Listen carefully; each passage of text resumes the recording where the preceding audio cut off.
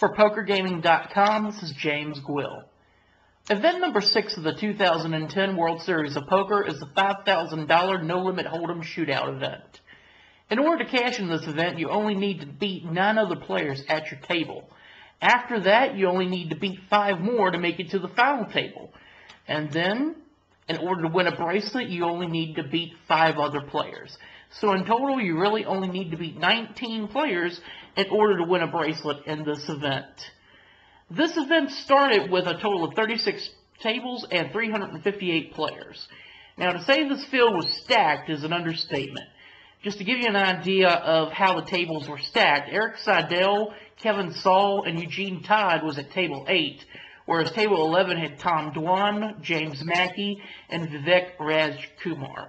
Table 12 had J.C. Tran, Pat Pezin, and Boris Becker, and other players in the field included Daniel Negreanu, Phil Gordon, Max Pescatori, Mike Matusow, Phil Ivey, and Sammy Farha.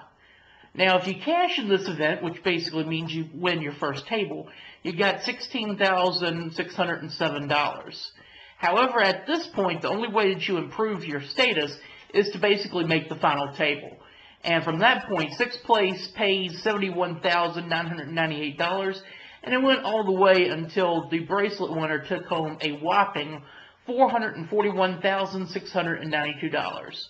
Now, during day 1, Chino Ream, Joseph Monroe, and Aaron Gustafson were the first 3 players to advance to round 2. James Aikenhead was heads up in his match and ended up winning it to advance to round 2.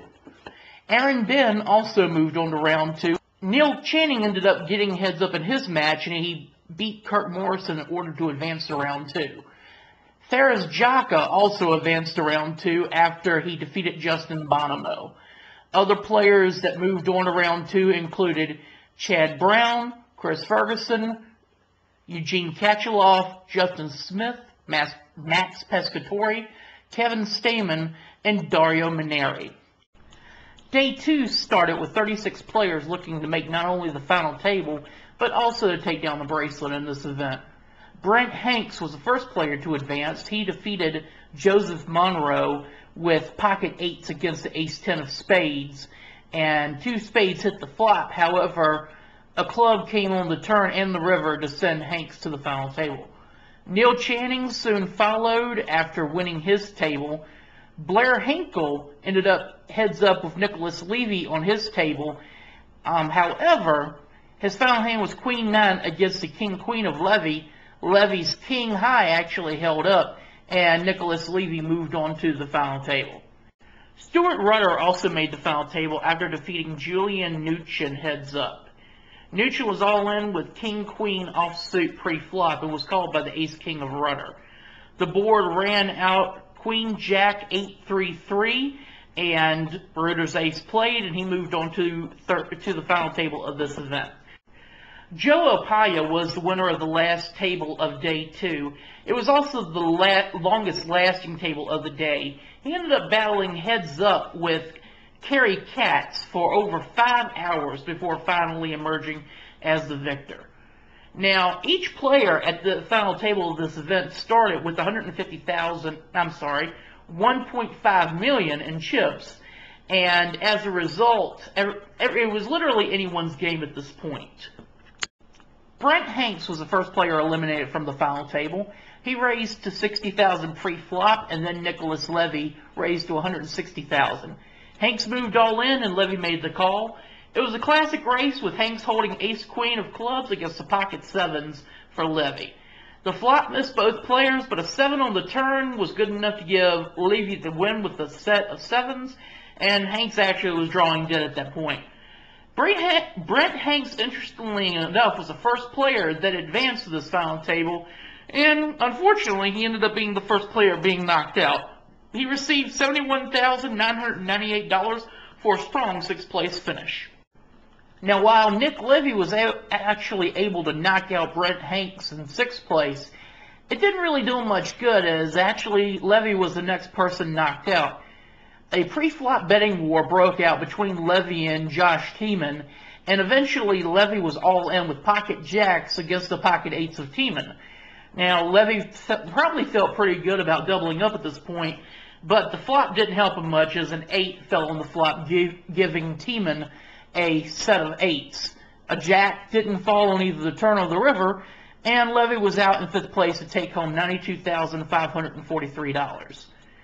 Then, a three-way betting war developed between Joseph Apaya, Stuart Rudder, and Josh Tiemann. Rudder bumped it to $70,000, followed by a re-raise to $205,000 from Apaya. Tiemann then bumped it up to $580,000, and Rudder had the better sense to let it go. Apaya then moved all in for $2.53 million, and Tiemann actually went into the tank for quite a while. Several minutes passed, and finally he made the call and showed down pocket 10s. Apaya was actually racing at this point with ace-jack. The flop and turn missed both players, but a 10 on the river gave Tiemann a set, and Apaya was out in 4th place. He took home $125,387. Now, we actually ended up going from 3 players to a winner in this event in about an hour's time. A huge pot first developed between Stuart Rudder and Josh Tiemann, and we ended up heads up after this point. A pre-flop betting war went down that ultimately left Rudder all in for just over $2 million, and Tiemann made the call.